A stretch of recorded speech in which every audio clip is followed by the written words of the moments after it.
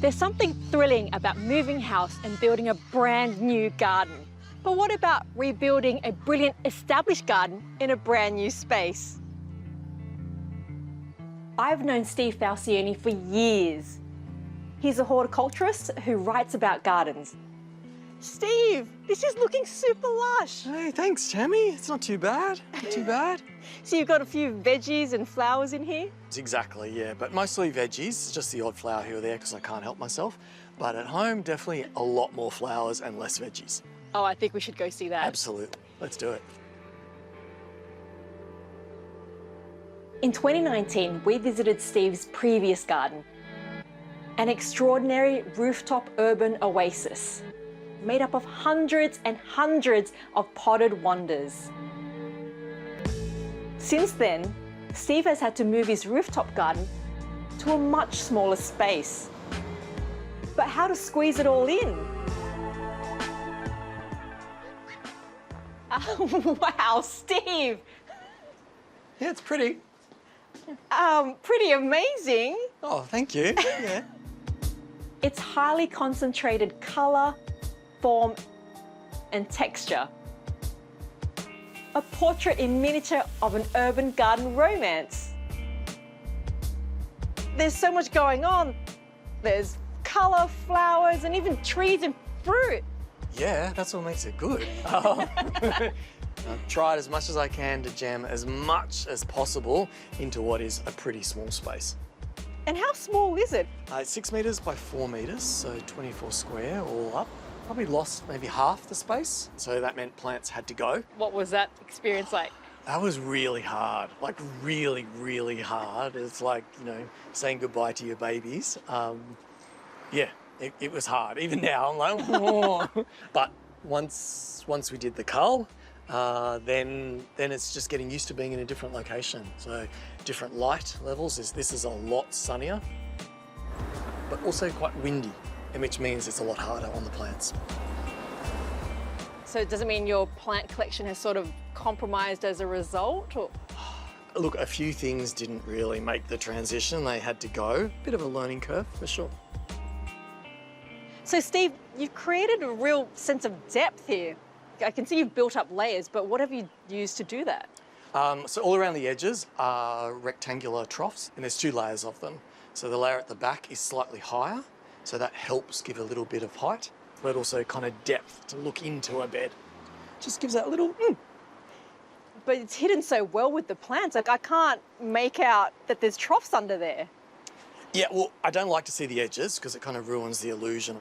But also, because this does cop the hot afternoon sun, it is handy for helping to insulate the pot. So the roots stay a little bit cooler, the plants don't dry out quite as fast, all that. Is that why you then planted so densely as well? I mean, for visual effect, but also to help the plants sort of, you know, stand up on their own? Look, I think it does make a big difference, yeah. The extra moisture in the air, you know, the humidity that they create upon each other helps, I think, when we get that hot weather that comes through. Obviously, visually, it works really well and I like it, but the plants have kind of each other for company. You know, they've got their companions to keep them company and keep them well looked after. Kind of all works together. Steve's balcony is so deep, it takes a little courage and agility to get all the way into the furthest beds. So what's really thrived here? There's kind of a few groups of plants. The tillandsias, or the air plants, they're very, very happy. Bromeliads, kind of my stars, really, really happy in the space. And one of the great things about them is small root balls. So I can fit a lot of them in amongst other plants and they're not fighting for space in the pots. Then there's some succulents tucked in here and there, good old succulents. Also quite a few bulbs. There's something magical about bulbs and many of them are happy in pots. Great, so you know, I can have bulbs.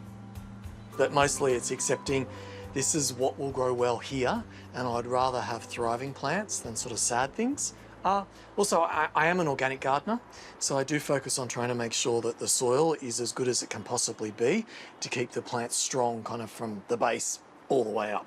Makes a big difference, I think. Steve also has a smaller balcony facing south, where plants can get a reprieve if it's all too much.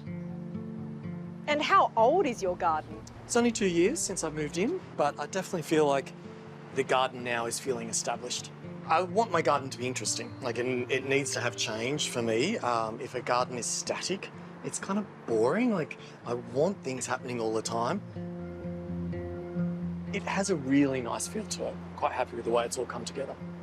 Feels like a real garden. Renewal isn't necessarily easy, but the evidence of Steve's commitment to his garden is all around us. So Steve, you've done it. You've gone from a large rooftop to this sweet balcony. How does it make you feel? It feels good, actually. Yeah, it was a difficult decision to make, to downsize, so to speak. And I wasn't sure I'd be able to cope with having less plants. I know. We're still going through therapy for that. But it's come together really well. I'm glad I made the move, and I'm happy with the garden. It's good. Well, the garden certainly looks happy. Yeah, they're thriving. Steve's balcony is a brilliant reminder of how a passion for plants can pull you through challenging times. It's a partnership that helps Steve and his garden make it through to the other side, refreshed and at peace. The inspiring thing about this garden of Steve's is just how much there is of it. And I hope it becomes a motivation for anyone with just a few pots on their balcony to see that as just the start.